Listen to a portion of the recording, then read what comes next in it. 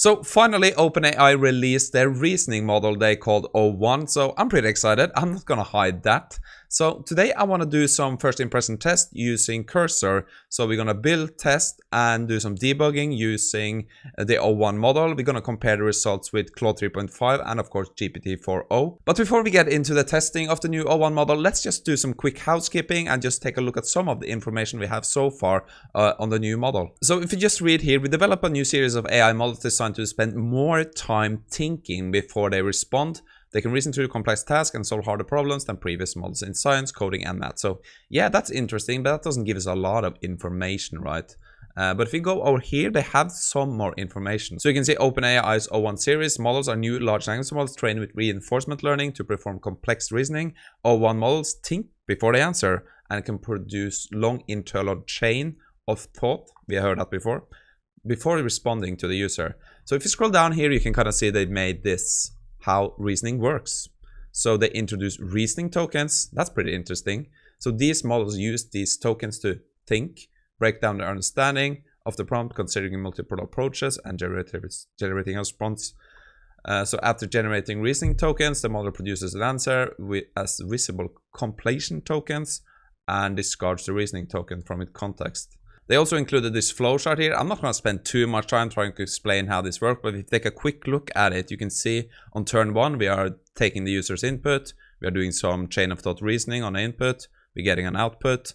We are feeding all of that kind of back into the turn 2 input. We do the same thing, feed that into turn 3, and then we truncate kind of the output, right? I'm not going to do so much trying to explain how this works. I guess other channels had covered that because I want to get into the practical stuff and start testing this out. But first, we have to look at a few more things here. So there are some limitations. We can't stream. I don't even think we can do system messages. Nope. The temperatures are fixed, right? So there are some things we can't do yet. And if you scroll up here, you can also see O1 Mini. This is the faster and cheaper version of O1, particularly adept to coding, math, and science tasks where extensive general knowledge isn't required. And the O1 Preview is like the early preview of our O1 model, designed to reason about hard problems using broad general knowledge about the world. Let's also take a quick look at the pricing. So you can see the O1 Preview, $15 per million tokens, 60 on output. The Mini is 3, so 5 times cheaper than the O1 Preview. And yeah, also a lot of 5 times cheaper on the output side. But what kind of shook me, if we go here, you can see down here how to use OpenAI-o1. So ChatGPT Plus and team will be able to access models starting today. Okay, that's good. But I'm kind of interested in the API, right? So developers who qualify for API usage tier 5 can start prototyping with API today with the rate limit of 20 requests per minute. That's not much. And you need this API usage tier 5. So you have to have paid $1,000, 30 plus days since first successful payment, right? So tier 5, and the rate limit is 20, right? And if you take a look at kind of the setup here, yeah, you can see we don't have the system message. Other than that, it's kind of the standard OpenAI setup. So why don't we go ahead and try to make a request to the API here before we move on to the testing and how to set up Cursor. So let's just head over here. Let's just do something like this, Python, and let's just do, yeah, we can call it this, right? O1 mode, right? Cleared there. Okay, so let's just open this in like a new window here, right? And let's call it O1 test.py. And let's go grab this code here, right? Okay. Let's paste it in. I guess I just need to fix the OpenAI API key, so let me quickly do that. Okay, so I created my env file. Let's just import .env, right? I think we need to set this to true. Something like this, right? And let's try to run this. So Python O1 test.py. So let's see now. So how long is this gonna take? So this is the preview model. Write a bash script that makes a matrix represented string format and prints the transpose in the same format. Wow, this is kind of slow, right? So let's just let this cook now. I saw some things that it could take like up to 20 seconds to get a response. And yeah, I don't know if I should keep you here or we can just wait. I guess we can just wait. So I'm pretty excited. I'm going to show you now afterwards how we can set this up with the cursor. And for this, you kind of need like an OpenAI key. I'm going to show you how you can do it. You just need to add your custom model. Wow. Okay, so here we got it. So let's see now. Oh, this was kind of complicated. So pretty interesting.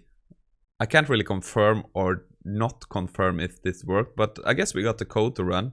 So that's interesting. Okay, so I guess we are up and running. But now I kind of want to take you into Cursor and let's set this up with the new OpenAI reasoning models and start doing some tests with this, I think. Okay, so let's go check the settings now on Cursor. So if you go to settings and you go to models, you can see here's a list of models, right? If you don't see like the O1 mini and the O1 preview, you might try to update Cursor, but here you can kind of select these models on and off. And you can add the model, so just give it a name. And if that doesn't work, you can also put in your OpenAI key here and verify that. But I think you should have access to these new O1 models right now on Cursor. So at least I have that. So if we go, let's say to the chat now, we can select our models here. So we can do like mini or preview, right? So now we have selected the O1 preview. You can kind of see it down here for chat.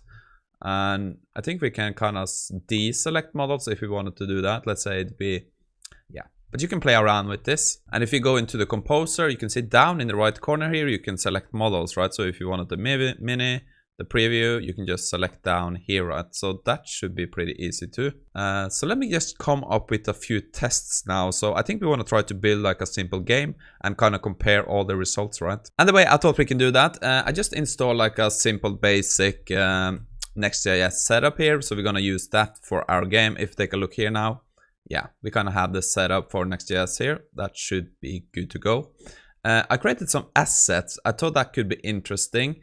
So we're going to make a space game. So we have this sprite, we have the bullet, and we have the asteroid. And I created some sounds. Let me see if we can play those. So we have the asteroid explosion. We have the bullet sound. And we have the background music. So these are the assets we're going to use for our game. And I kind of came up with this prompt here. So this is going to be the same prompt for all models. So we just have some information. The framework is Next.js. Assets, the sprites for the game are in the assets folder. Yeah, you can see those. The sound for the game is in the sounds folder. The gameplay is going to be the player should control the spaceship using VSASD, right? The spaceship fires bullets when clicking the mouse. Bullets destroy the asteroids. The player must clear way by maneuvering and destroying asteroids to keep the path clear. The game speeds up over time. The game spawns more asteroid over time. The player gets a score based on how long they survive. Crisp, responsive control, good FPS, smooth movement, engaging gameplay. From all the instructions above, create the space game. So this is what we're going to try, right?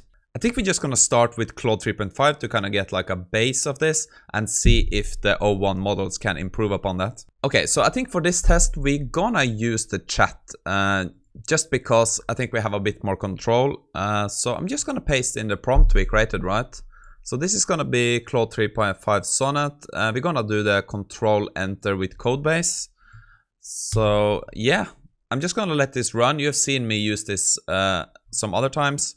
And we can actually see how long this takes when we are using the O1 models later. So I'm just going to let this cook and then we can see how the game turned out, right? Okay, so I did all the instructions here now. You can see we kind of created a public folder, put our assets folder into that. That's fine. We create a component. So this is the code for the space game, right? And we updated our page and we updated some of our package.json. So I'm not going to give this any slack. So we might just try to run it now and see how this works like in the first shot. Okay, so let's open it. Okay, so we failed to compile. I think this is just a small fix. So let's do that. I think we just need to do like something like this. Okay, so I had to do one more thing because I forgot to add this. The player dies when he collides with an asteroid. Give the player option to restart the game. I forgot to add that in, so I just updated this here. So let's try to run this now. Let's see if it works. Okay, so let's open it here. Okay, we have the background music. That's cool. Yeah, I like the sounds. Okay, so it crashed. That was not too good. Let's try to refresh it. Okay, this is not looking too good, is it? There's no score update. But the controls are pretty good. Can we die? Okay, so we get... Alright, that was pretty cool. I like the implementations of the assets. This score did not update other than that. Yeah, pretty cool, but not perfect. So let's move on to the O1 Mini first before we do like the big preview model.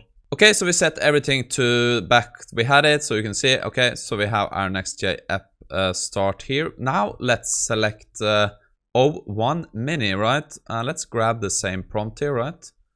Let's run it with Control Enter and the code base. So this is going to be interesting. I think I'm just going to keep you here now to see how long this takes to respond. When we kind of compare it to 3.5. If it's gonna take too long, I'm gonna skip ahead a bit, but let's see now. Okay, that wasn't too bad, right? But we don't get any instructions here. That's a bit strange. I guess... okay, so to integrate the space game... yeah, that should be fine. Okay, interesting. So I think we need to do like a space game. Is that supposed to be... Let's ask for the folder structure. Give me the folder structure, right? Because then we can kind of see where we should put this, right? Okay, that was super slow. But we got a big response here, so you can see. Okay, so I'm just gonna follow this folder structure. It looks pretty similar to the last one we got, right? So let me just follow this, set this up, and then we can look further down here. Okay, so I added all the code from our instructions from O1 Mini. So let's run this and see if there are any errors here. Okay, so let's open this up. Okay, so we are running, but this is looking pretty strange, right? What is going on with the score here? There are no sounds. Okay, this... Wow, that scared me. This is not working. We can't even move, right? And the score is speeding. Okay, so let's see if there are any... Whoa! Let's see if there are some errors here. So... Oh, I'm gonna turn off the sound here. Oh, that is not looking too good. Let me try to fix this error here. You can see there are some problems here. So I'm gonna try to just copy this, paste it in here, resolve this, right? So let's see if that fixes anything. So I gotta say, I really like this changes made column here. I haven't seen this before, so you can see explained everything it did here to kind of change. It does the explanation. So this is superb, right? If you want to kind of go through what code it changed. And it also add final structure for reference. That was pretty cool. So I'm kind of impressed how it respond here. But let's see if it actually can play the game now. So let's refresh this. And we see some asteroids, but... No, let's turn off the sound again. No, this is not working. So I gotta give this...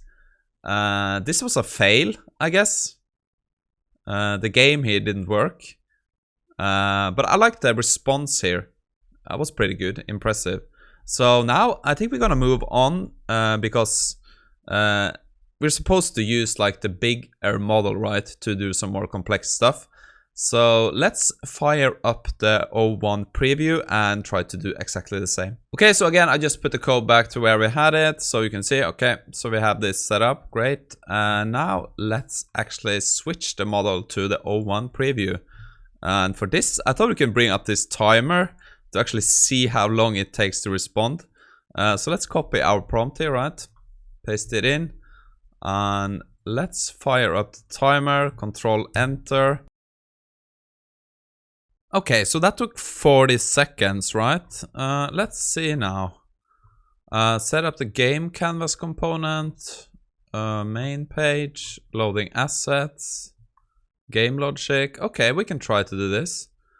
So let's see now, but we need like a game canvas. Let's ask for the folder structure here too. Okay, so we have the structure. So let me just set this up and then we're gonna implement all the code and let's try it. Okay, so let's just run this now and see if we have any errors. It looks like we have some errors here, to be honest. Okay, so let's open this. Yeah, that's what I thought. You can see we have this missing, it's not defined, right? Let's try to fix this. Just give it a chance here. So let's copy this error. Let's go here and let's paste in the error. Resolve this error, please. Right, and let's try to fix that. Whoa, that took forever to get a response. So I should have probably just switched the model here when doing some debugging, right? But anyway, let's try it now. So here you can update the space game function, right? Let's try to do that. So I'm just going to implement all the responses we have here and see if we can actually get this game run. Okay, so you can see we fixed the updated spaceship defined error, but let's just try to select this, Control K, and do fix all the not defined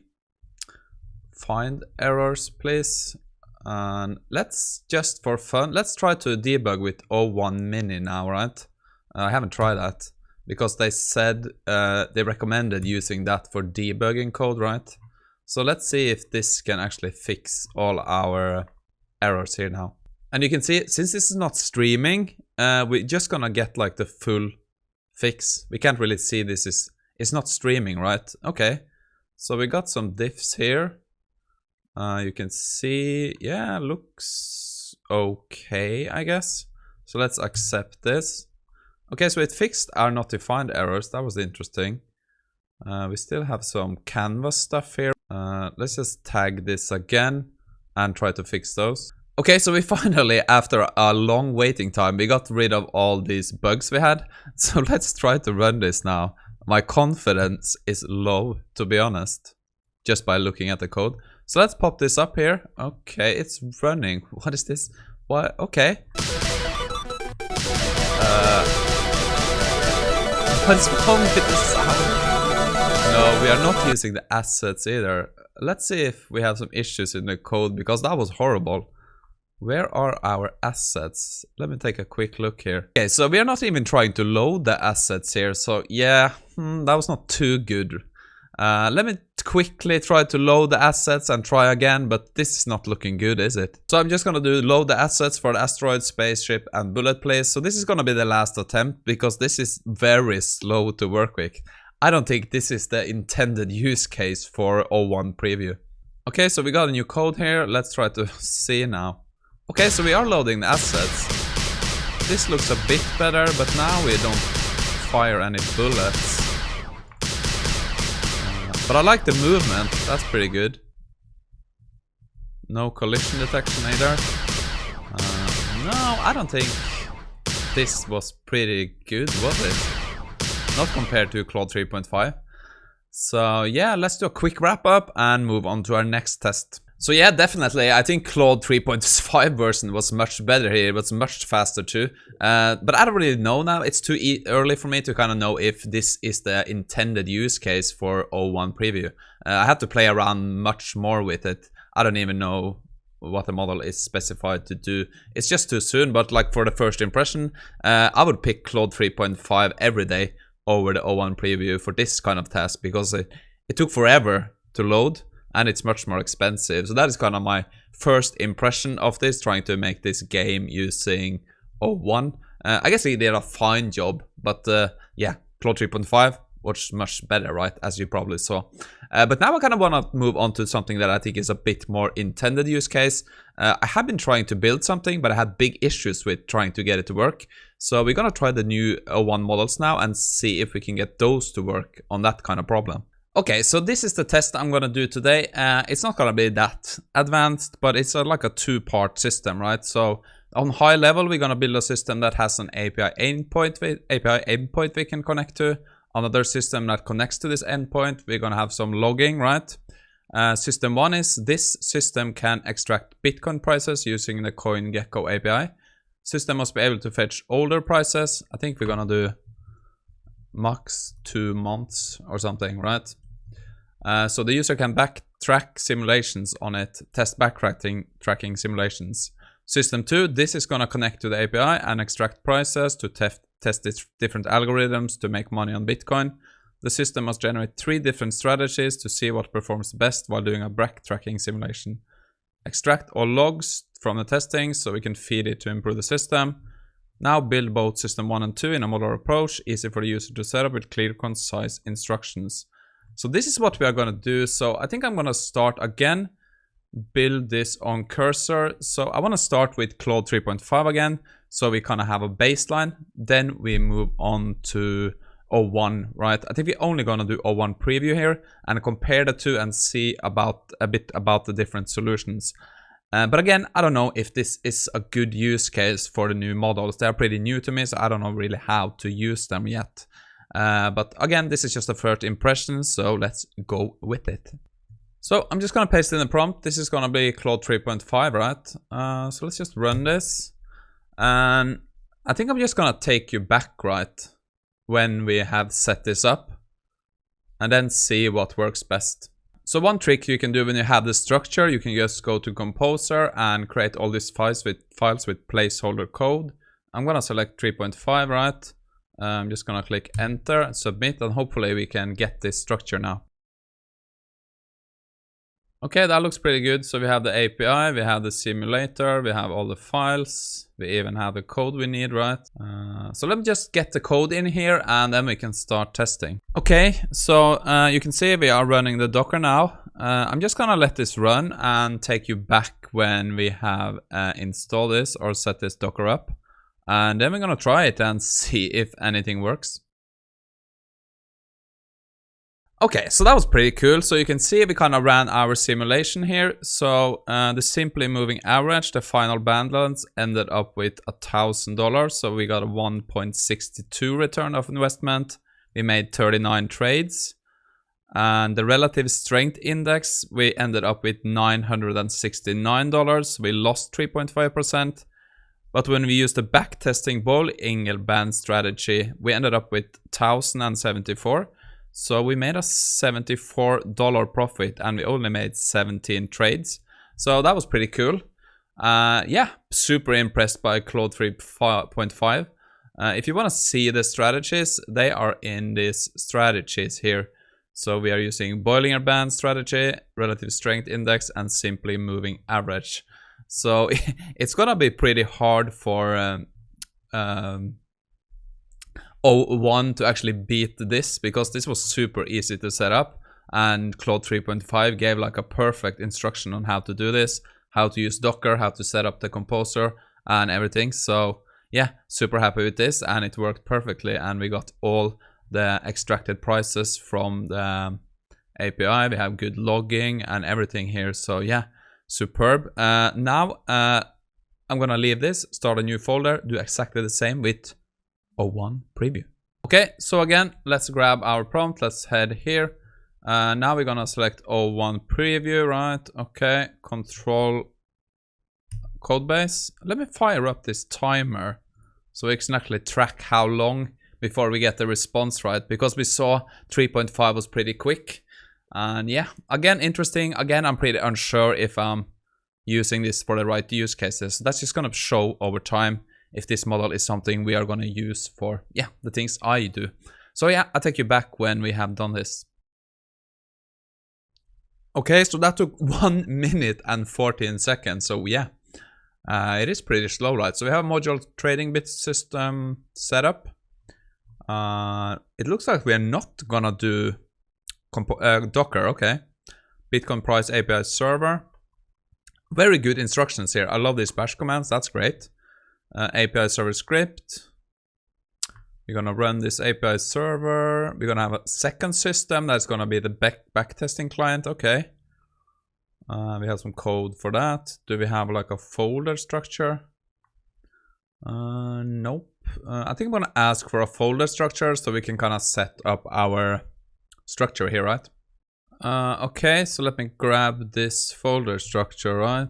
Let's go to Composer, make these folders and files, use placeholder code. Should we try O1 preview here? Let's just do it for fun, right? Okay, so let's accept this and see now. Okay, that looks fine, I guess. Yeah, I think that's okay. Okay, so we have this set up now. I'm just gonna get all the code in, get the requirements in, everything installed, and then we're gonna test it. Okay, so you can see we have the API server running from this code. We got a new terminal. We have the Bitcoin trading client. So we're just gonna run this now and see what happens, right? So hopefully this is gonna fetch some prices, gonna give us some graphs, I think, as well matplotlib. But let's just see what happens. So I'm just gonna let this run and take you back when we, yeah, got something to show for, I guess. Okay, so we crashed here. So if we check the log, one strategy went through, but the other one crashed. And we kind of failed to fetch some prices here. I don't know what happened here, but I'm gonna try to fix it, give it like 1 or 2 chances to fix this, and then we're gonna try to run it again. Okay, so we added some new lines of code. I wanna try to run it again, and hopefully this time the plotting will actually work. And let's see if we can get some. I wanna see if all strategies will actually give us our result, right?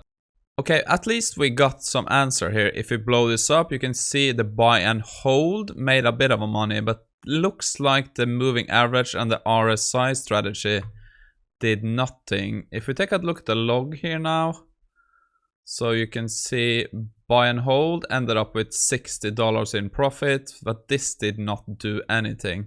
That's a bit of a disappointment, I guess. I was kind of hoping we will get some good strategies here. Of course, we could dive into this very complex code here, if you ask me, and try to fix it. But I would say 3.5 kind of gave me a better off-the-bat solution that worked straight away. I might work a bit more on this, try to figure out what's wrong with the strategies here. There might be just some math issues here. Okay, what the hell? Let's run a quick analysis on the strategies here using O1 preview and see one last time if we can fix them. Okay, so that took forever. It took like 2 minutes. But let's try it. This is gonna be the last attempt. So you can see we are running our API server here.